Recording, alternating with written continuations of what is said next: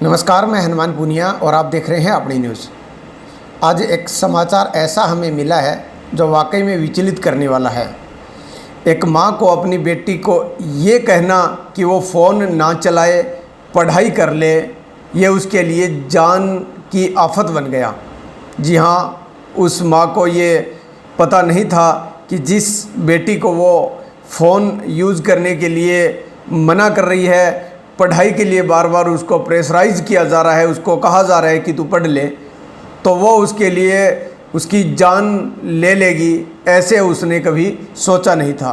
लेकिन ये हुआ है और ये किसी भी देश की घटना नहीं है, किसी यहाँ से हज़ारों किलोमीटर दूर की घटना नहीं है, बल्कि यह घटना है राजस्थान के चूरू ज़िला की।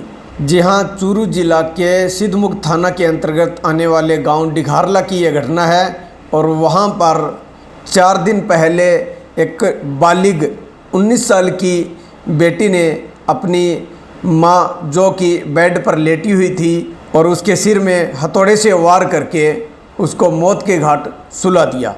वजह सिर्फ ये थी कि उसकी जो माँ है वो बार बार उसको ये कह रही थी कि बेटा पढ़ ले, पढ़ाई ज़रूरी है, फ़ोन यूज़ ना कर।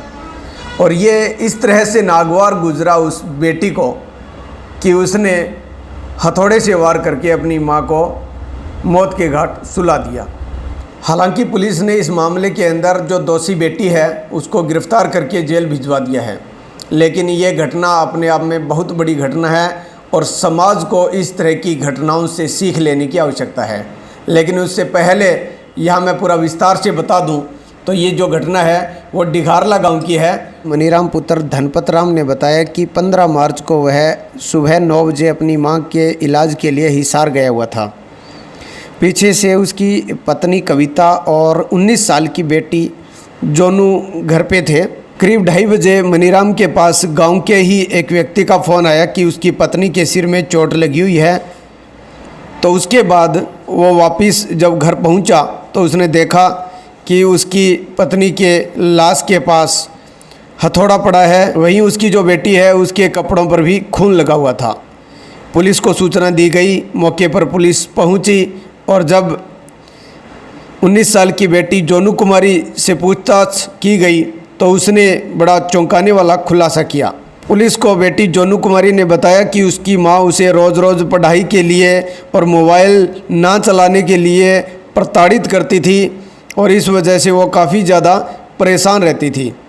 और उस घटना के दौरान भी जब वो अपनी माँ के साथ अकेली थी घर पे तो उसके माँ ने उसको पढ़ाई के लिए बोला, लेकिन ये उसने मौका पाकर अकेली देखकर और ये जो पूरा हमेशा उसके साथ इस तरह का एक टॉर्चर उसको किया जा रहा था पढ़ाई के लिए और फ़ोन नहीं चलाने दिया जा रहा था, तो उसके लिए उसने फिर ये प्रयास किया कि क्यों न इस समस्या को जड़ से ही ख़त्म कर दिया जाए। और फिर उसने घर में रखे हथौड़े से अपनी मां पर सिर में वार कर दिया।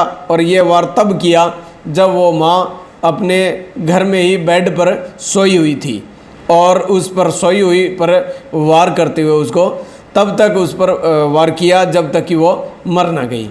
हालांकि आरोपी बेटी जेल में जा चुकी है, लेकिन अब हमारे समाज को सोचना है कि इस तरह की ये जो घटनाएं हो रही है, ये जो फ़ोन कितना ख़तरनाक हमारे बच्चों के लिए हो रहा है, ये इस घटना से अब सहज तरीके से अंदाज़ा लगा सकते हैं।